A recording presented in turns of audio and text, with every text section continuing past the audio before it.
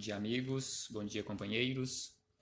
Aqui nos encontramos mais uma vez, nesta manhã de 17 de abril de 2020, para mais um momento de reflexões à luz da doutrina espírita, reflexões do Evangelho à luz da doutrina espírita, agradecendo a Deus, em especial pela vida, agradecendo a Deus por mais esta belíssima manhã, mais um dia que nós temos de oportunidades, um dia que temos todo pela frente para fazermos as melhores escolhas para a nossa vida.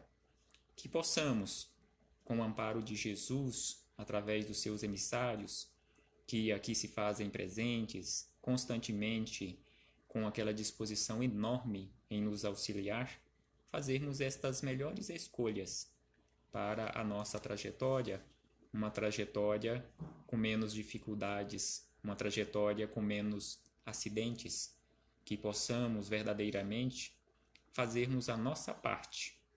E nesta manhã, para as nossas reflexões do livro Agenda Cristã, que hoje faremos os comentários acerca do capítulo 16, antes de chegarmos ao capítulo 16 do livro Agenda Cristã, trouxemos aqui para iniciarmos estes estudos, estas informações esclarecedoras do livro Mensageiros, ou melhor, Os Mensageiros, que já fizemos referência algumas vezes, em especial para chamar a atenção dos nossos companheiros, aguçar a curiosidade àqueles que quiserem estudá-lo.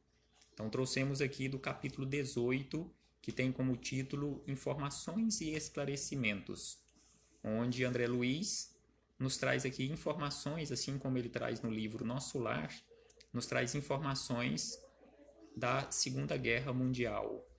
O que estava acontecendo naquela época no plano espiritual em relação àquela grande massa de pessoas que estavam deixando o corpo físico por meio daquelas atrocidades praticadas na Segunda Guerra Mundial.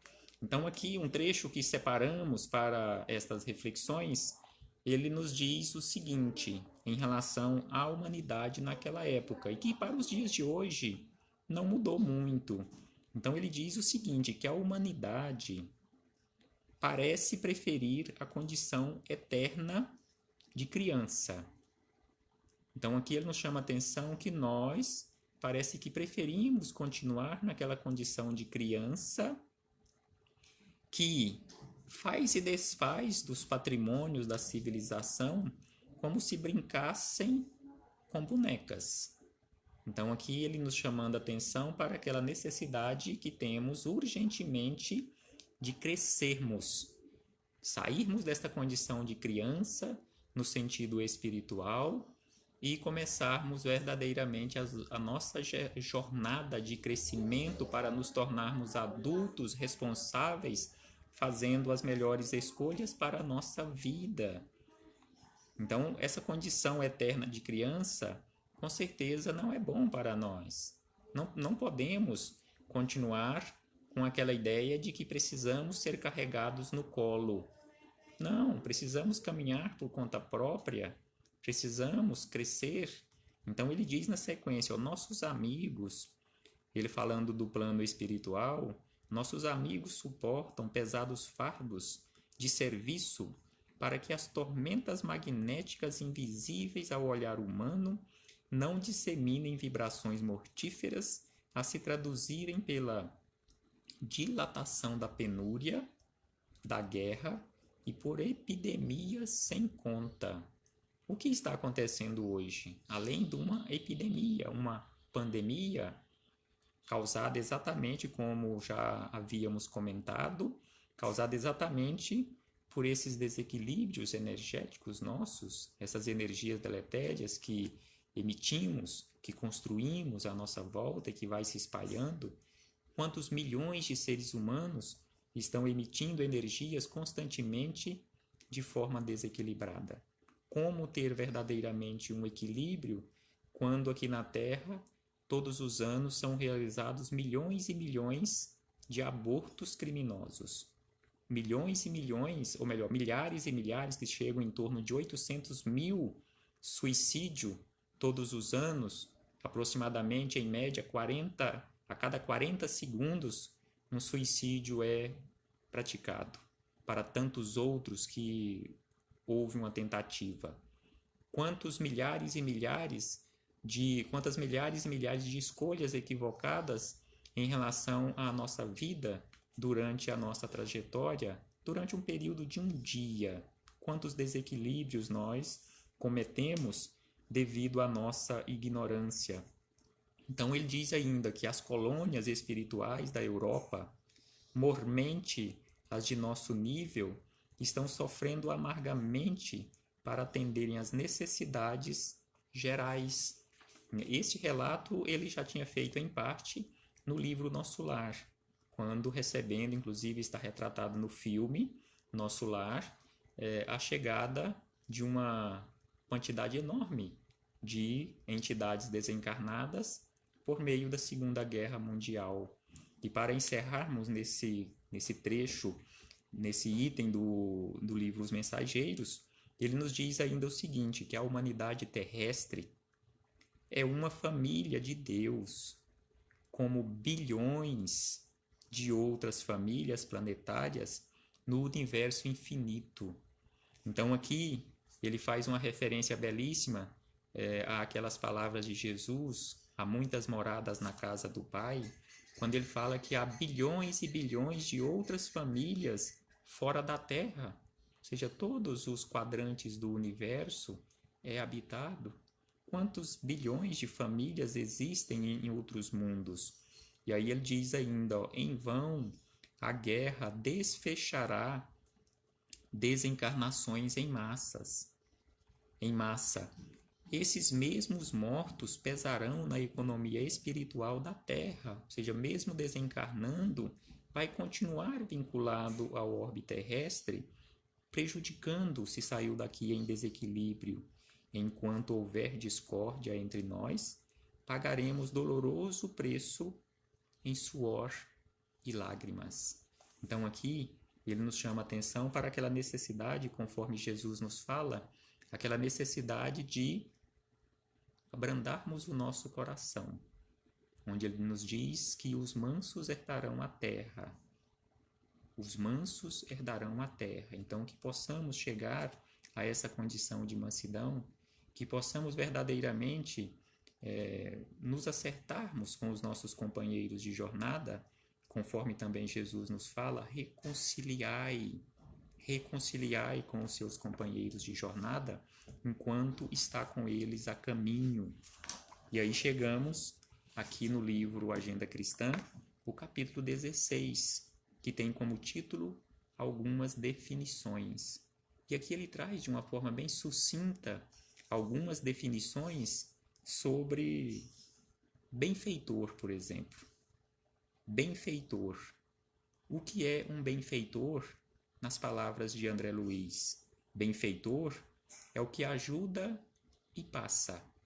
Então, benfeitor, verdadeiramente, é aquele que estende a mão, uma mão, e não fica esperando com a outra para receber a recompensa.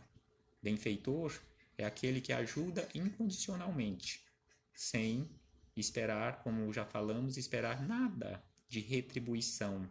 Faz de forma desinteressada, conforme encontramos em questões de O Livro dos Espíritos, encontramos em O Evangelho segundo o Espiritismo, encontramos no Evangelho do Cristo. E ainda ele nos diz, o que é um amigo? Amigo é o que ampara em silêncio. Então, amigo, verdadeiramente, também, assim como um benfeitor, ele ampara de forma silenciosa, também não esperando nenhuma retribuição, não esperando aparecer, mas ele estende a mão e auxilia. E aí ele diz ainda, traz uma outra definição do que seja na nossa vida um verdadeiro companheiro.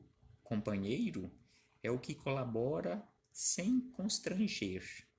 Então, companheiro verdadeiramente, aquele que está ali conosco e que está à disposição e com aquela disposição em nos auxiliar, é aquele que estende a mão, colabora, auxilia, ampara, coopera, sem constranger de forma alguma, sem nos impor nenhum constrangimento naquele momento do auxílio, do amparo, da proteção.